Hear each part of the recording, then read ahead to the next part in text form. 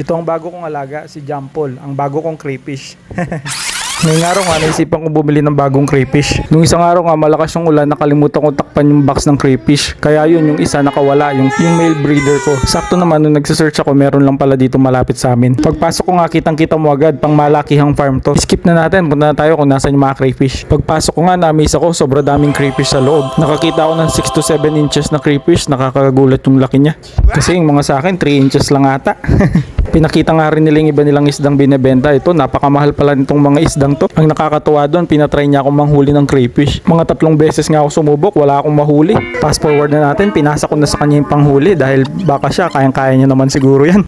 Si brother, isang beses lang niya trinay, may nahuli agad siya. At dahil meron naman tayong 10 craylings at saka 2 female breeder, kaya pares lang yung binili natin. Tignan nyo, may technique pala. Isang beses lang siya nagtry, may nahuli na agad. O diba? Ito nga, makikiuso ako. Lalagyan ko sila ng pangalan. Ito si Jampol, yung lalaki. Ito yung babae naman, si Felicia. Ito pala yung male breeder. Ito si Jampol. Alam ko, hahawakan ko yan eh. O diba? Ayan si Jampol. Sabi nung pinagbilihan ko, nasa 5.5 or 6 inches na si Jampol. Yung female crayfish dyan, hindi ko nahahawakan dahil napakailap niya. Masasanay din sa akin si Felicia.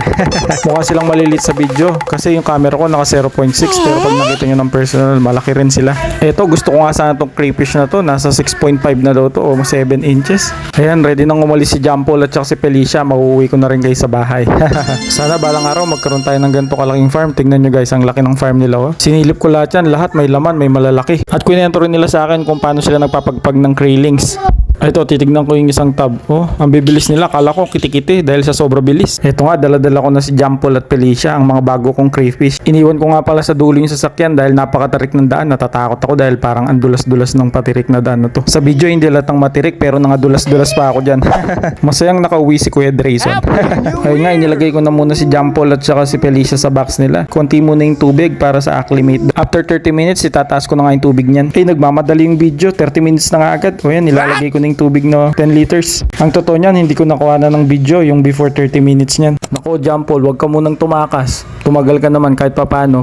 Pinagplaplanuhan mo na yung pagtakas sa oxygen hose. Oh. Ganyan na ganyan nakawala yung male breeder ko nung una eh. Tapos sumabay siya sa agos ng baha.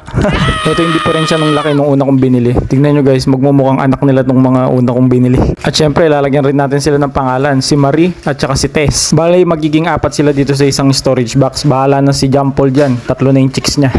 Kumabot ka hanggang dito, maraming salamat sa susunod ulit.